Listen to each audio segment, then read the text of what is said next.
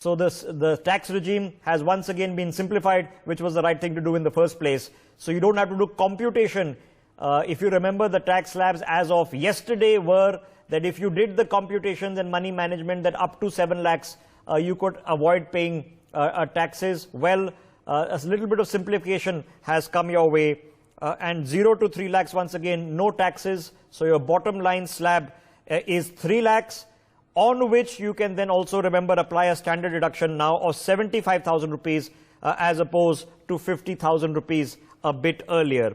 We are going to have to take in examinations going in on this. Samir Gogia is back with us in the studio. Samir ji, let's take direct taxes first, then I want to discuss capital gain and STT with you for a second. Sure. Go ahead, sir. Okay, I think on capital gain, you've already said there is a change in a standard deduction for salary.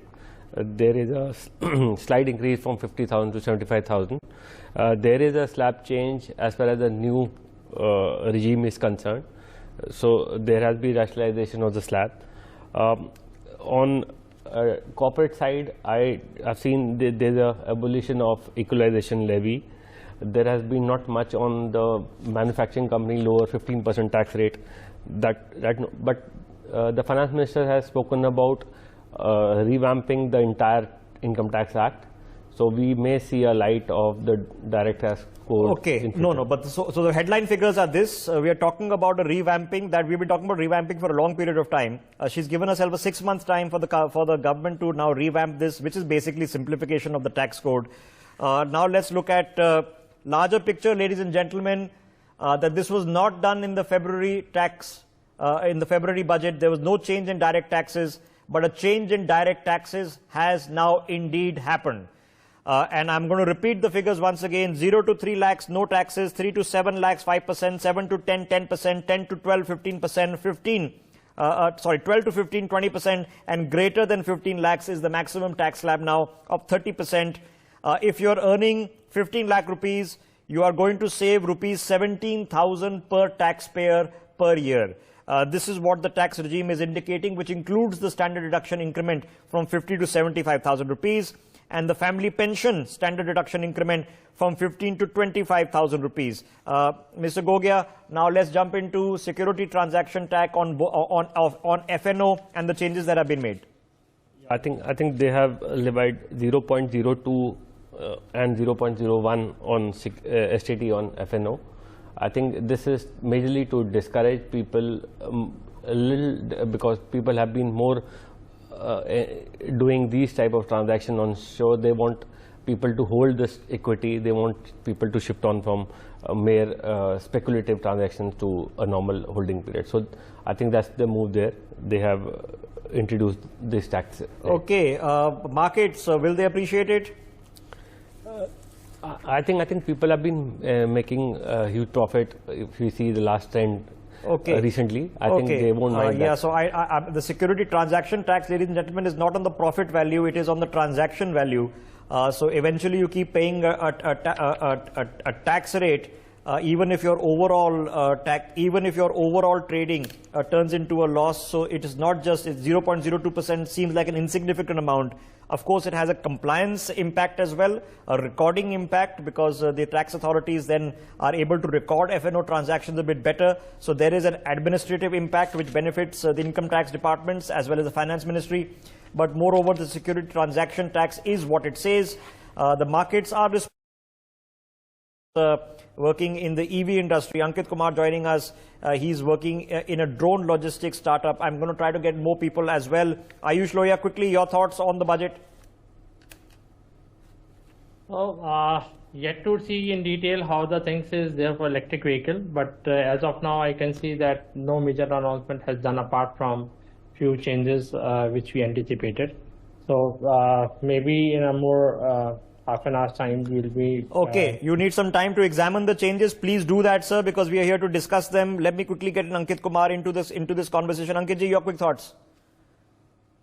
When you look at the sort of environment which has been created on agri sector and the kind of stuff that has been spoken about the northeastern region and the development of the infrastructure in the northeastern region, that inculcates a lot of things that we are doing about in the drone sector as well.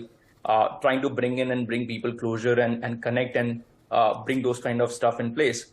And parallelly for the people, for the individual level, the 17,000 rupees of impact being created on the taxation front is a lot and is good. And I think it should be warm welcome by everybody, including the stock market, to see how the people, how the common man of the country is being benefited at a larger end. And alongside that, there's a VC fund which has been proposed to be set up for 1,000 crore for the space tech and related deep tech and other sectors which are going to be there, which is going to directly impact us. And added to that is the angel tax abolishment, which was requested for a very long time, and that is now come in place, which includes the people to go and put up more investment in the unlisted sector. And which is going to boost the whole economy, whole sector to a larger degree. So I firmly believe it's a very progressive, budget which is brought in, and it's going to benefit all the people in the industry. All right. Okay. It's progressive. It's incremental. It's all of those things. There is a thematic logic of job generation that has been applied over here. More reactions coming in. We're going to try to get them as soon as possible. Let me meanwhile also update you on the larger picture, ladies and gentlemen. Some things that have been mentioned. On short-term gains, which is the short-term gains tax on certain financial assets, and we list them out for you, is now going to be 20%. Unlisted bonds, debentures, debt mutual funds, and market-linked debentures will continue to be taxed at a slab rate, as has been mentioned by my guest here. The angel tax for all classes of investors has been abolished. It was a major grouse for those who were coming in and investing in startups. It's gone. On customs duty, gold, which is a major issue, silver, 6% the duty has been reduced to. Platinum, the duty has come down to 6.4%. When it comes to cancer treatment, customs duty has been made exempt on 3 more items which have been listed and come under that list. We've already discussed the 1,000 crore venture capital fund, which is to be set up for the space industry. We will come back and discuss that very, very shortly. We're expecting a capex announcement, which is the government's expenditure on capital formation at 11.11 lakh crore rupees. This means that a significant percentage of the government's revenue is going to go into capital expenditure. Generally, that's a good budgetary practice. That's what you want to look for. Your 25 lakh crore is where the tax receipts are coming in at. 4.9% is where the fiscal deficit is coming in at, and heading downwards, says the finance minister at this point of time. We've been told that 1 crore households will get rooftop solar. That's an announcement that's already been made. We've also been told that transit programs for 14 large cities other than the metros will also be created. On the jobs front, one of the biggest, if not the biggest ever internship scheme has been announced by the finance minister, which will be a paid internship. And 90% of the costs of the payment will be borne by government, 10% will be borne by companies. In 500 top companies, I'm assuming that this would mean the 500 top listed companies as per the market indices. In the Mudra loans, which are currently being pulled out by those who have returned their first tranche of loans, that capacity of an unsecured loan has been enhanced to 20 lakhs from a 10 lakh rupees scheme. And yes, Chandrababu Naidu's Andhra Pradesh has now received a 15,000 crore grant. Bihar has received a 26,000 crore grant. So if you're wondering what's happening there, well, that's what has happened. 15,000 and 26,000 crores to the states being ruled by the two allies in various grants from the central government. When it comes from the skill loan scheme, which is for those taking out loans to enhance their skills, a 7.5 lakh rupee loan will be available for those who want to take on classes to do skill enhancement. In incentives to be provided for those who are looking to become employment givers. This is being put out as well as a one-time incentive. The government, we are being told, will be providing a scheme for all people entering the workforce in almost all sectors. They're calling it the first-timer scheme. This will be a 1-month wage to all people newly entering the workforce. So if you get your first job, your first paycheck will be matched by the government. 1 crore farmers, we are being told by the finance minister, will be initiated into natural farming over the scope of the next 2 years. Natural farming, of course, is a variable of organic farming. The inflation rate is being targeted at 4%. Currently, it is just a smidgen over 5%. Okay, I'll try to give you a summary, quick summary of what all has happened. Let's quickly open this up to guests joining us. Professor Madhav Nalapat is with us. Motilal Sethi is joining with us. He's a from the leather industry and also a member of ASSOCHAM. Ayush Lohia I've already introduced. Ankit Kumar I've already introduced. Samir Goge is still with us. Professor Nalapat, your quick thoughts before we take in-depth analysis. Well, Rishabh, I'm glad the budget has been much more adventurous than the interim budget kind of indicated. The interim budget really kept a lot of things completely unchanged. And I think that came as a dampener to the tax-paying individuals in the middle class, etc. And they had a feeling that this could be the future. It was clearly not the future. And Finance Minister Sitharaman has shown very clearly that she knows the need for comprehensive reform, including in that reform measures such as decriminalization of several items. You know, when you criminalize too many items, then what happens is that you basically promote a culture of fear, and that culture of fear also goes side by side on the part of some officials in basically, not being entirely honest. So this is the reason why the decriminalization is very welcome. A lot of activity gets done by individuals without them realizing the consequences.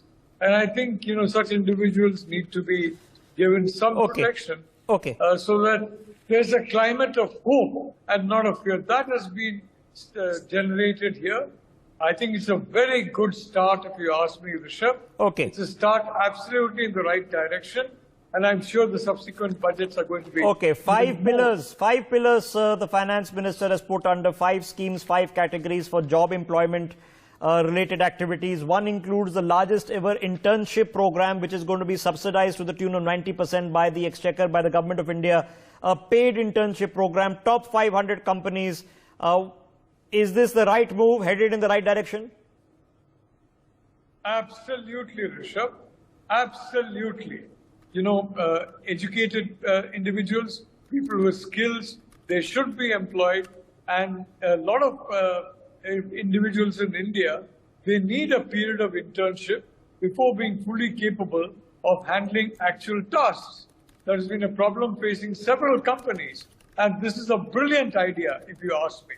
And this will promote a lot of companies to recruit a large number of interns and then give them training. And the bulk of them can then be retained. In a sense, it's like the Agniveer program, You train a large number of people, and then you have the best of them retained within the armed forces. Okay, perhaps he can't hear us. We'll come back once the audio connection to him is sorted. We'll test it out for you as well.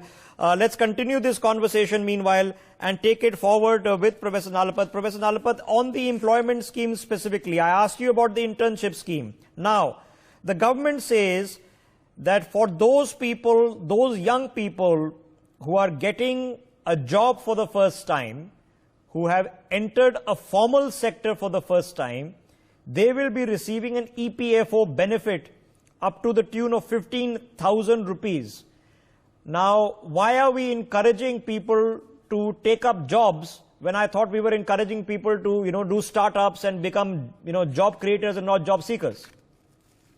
Rishabh, becoming job creators, you can't expect everybody to be a job creator. The large majority of people are going to be, dependent on job creators for their jobs. That is a reality, and that reality has been recognized by the government. The focus on jobs for youth is very welcome. And I would just like to add that in future, I think we have to ensure that the non-formalized economy also, a certain amount of measures get taken to ensure that at the same time, where GST is concerned also, I think the finance minister will need to consult with the states so that we have a simpler GST regime, simpler rate structure, and definitely a much lower rate structure, at least up to a crore or 5 crores or even more. But these days, for example, the GST limit is 20 lakhs. That comes to less than 2 lakhs a month. Now, Rishabh, even somebody who's pushing a handcart will make more than 2 lakhs a month. So I think all these rates do need a relook, and I'm very certain they will be relooked at.